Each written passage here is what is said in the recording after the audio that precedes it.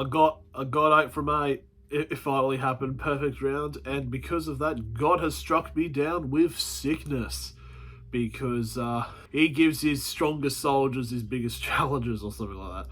But anyways, hello guys, ET99 here and welcome to NRL Tips and Predictions round 25. This is where it starts to get interesting. I mean, it's kind of been interesting for the last half year, but now this is where it pretty much all comes down to the next couple of weeks to decide who makes the finals. Starting off our game on Thursday, and we have one of these incidental games. It is the North Queensland Cowboys hosting the Cronulla Sharks, 9th versus 5th. So the Cronulla Sharks last week played and got a solid win over the Gold Coast Titans, 36-6. Pretty much putting a nail in the coffin of the Titans' final charge. And the Sharks actually showing that for the last couple of weeks have kind of turned around their slump that they've been in. But the North Queensland Cowboys are coming off a bye, so they're going to be fresh and ready to go. This game is going to be interesting, especially from a Knights fan perspective, because it depends on really what can happen, because the Cowboys are one of the two teams that if the Knights did lose and they win, they would jump ahead of us. So it's like, I kind of want the Sharks to win.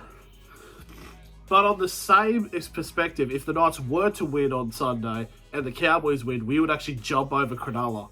So it's kind of like, do we want the safety of, even if we lose, we're still in the 8, or do we want to go try and win and advance above the season? It's hard to tell, but I think this is going to be a very tight game. I believe Cowboys should just about win it. It's going to be very close, season on the line.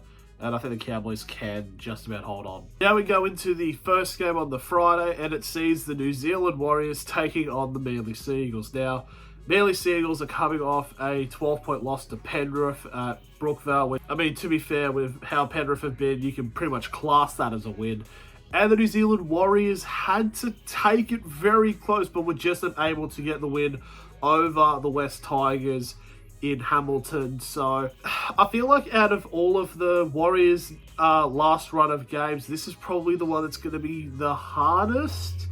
I do think there is potentially a shot there for Manly to do the upset, but I still think it's in Auckland in New Zealand. So I mean, I think all the momentum is still going to be very much on the Warriors' side. I do believe the Warriors should be able to get the win there.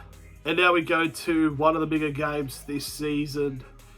In terms of teams that are currently outside of the 8 trying to look into it, it is the 8 p.m. kickoff on Friday. It is the Parramatta Eels up against the Sydney Roosters. So the Roosters are coming off a win against the Dolphins, which pretty much has ruled out the Dolphins of making the 8 and has given the Roosters a new lease on life in trying to make the top 8, whilst Parramatta are coming off an absolute bollocking of the Brisbane Broncos up in Brisbane. It's like 54-10 or something like that, you know. And I don't know if you know about stats, but did you know? But this is going to be a game where I don't want to say pretty much whoever loses this is out, but it's like it has that kind of feel. And I just think with how the Roosters have been going at the moment, and obviously the big news is of course Mitch Moses is out for the rest of the season with the injury that he copped against Brisbane. But the Roosters have had some pretty good momentum, and I feel like they're going to make this charge with everything they've got, and I believe that the Sydney Roosters should be able to get the win in this. It's pretty much a do-or-die clash. Now we go on to the Saturday games. At 3 o'clock, we have the West Tigers taking on the Redcliffe Dolphins. So in terms of the wooden spoon, it is still potential that the Tigers can avoid it, but they pretty much require the Dragons to lose all 3 of their final games and the Tigers to win all 3 of theirs. So this is where, if they want to avoid it, this is where they need to do it as they take on the Dolphins.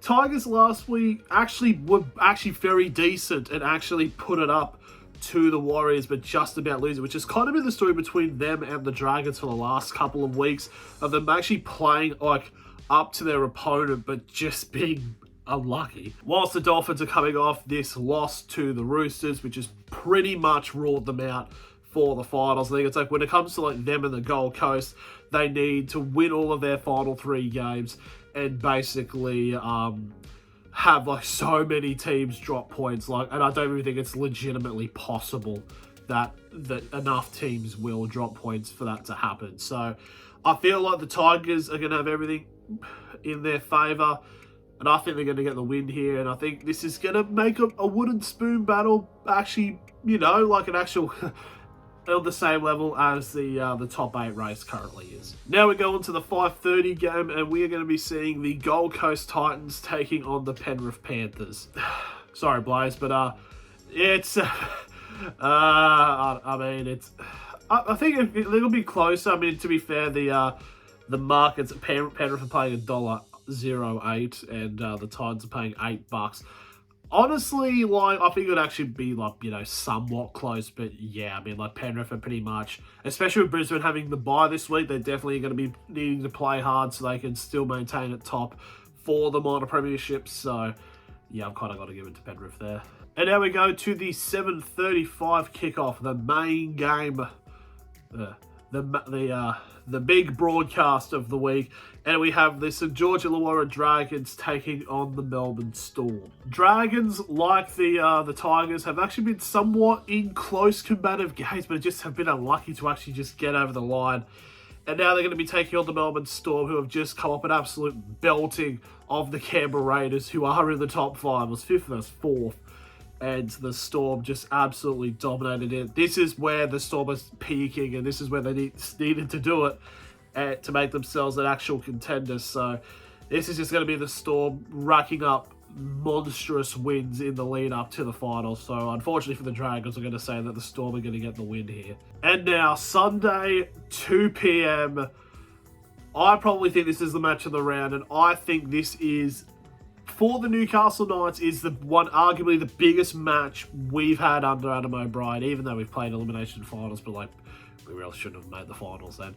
But it is the Newcastle Knights against the South Sydney Rabbitohs, 7th versus 8th. Newcastle Knights were able to get a big win against the Canterbury Bulldogs in a bit of a boring game, but it has made the Knights now 6 wins in a row. South Sydney is starting to get their form and actually getting a couple of wins on the trot, as they got a win last week against the Dragons. So, pretty much, this is where it becomes an issue for South Sydney. I mean, if the Cowboys do win, so they'll still be relatively close, but if the Knights do get the win over South, the Knights will be 3 points clear of them. But obviously, South Sydney next week have the bye, so that's going to help them. But I'm trying to think, so in terms of, like, how the Cowboys and Sharks game is going to affect this is, if the Sharks do win and beat the Cowboys, I think we can afford to lose this game. Not to an extent, we would still be in the top 8, but if we do win that, and if the Cowboys win and we win, we jump the Sharks and actually go into a home final spot. So, I don't know, this is going to be a massive game. It's in Newcastle.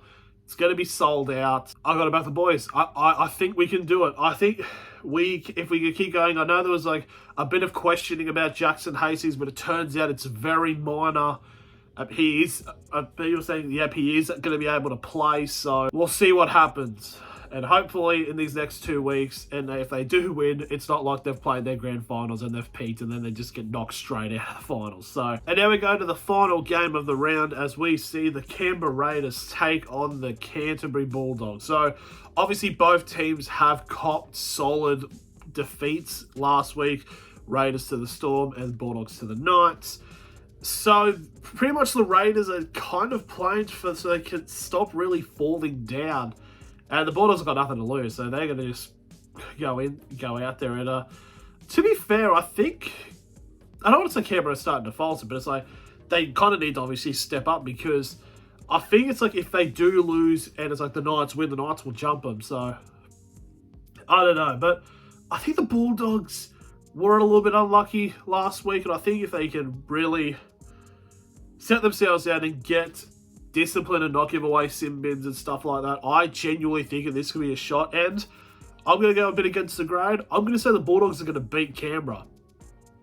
Yeah, say that to the bank. What does Winston say? Put your house on it. That's right. So anyways, that is going to be the end of the predictions. Let me know who you have this week in the comments below. Thank you all very much for watching, and I'll see you all later.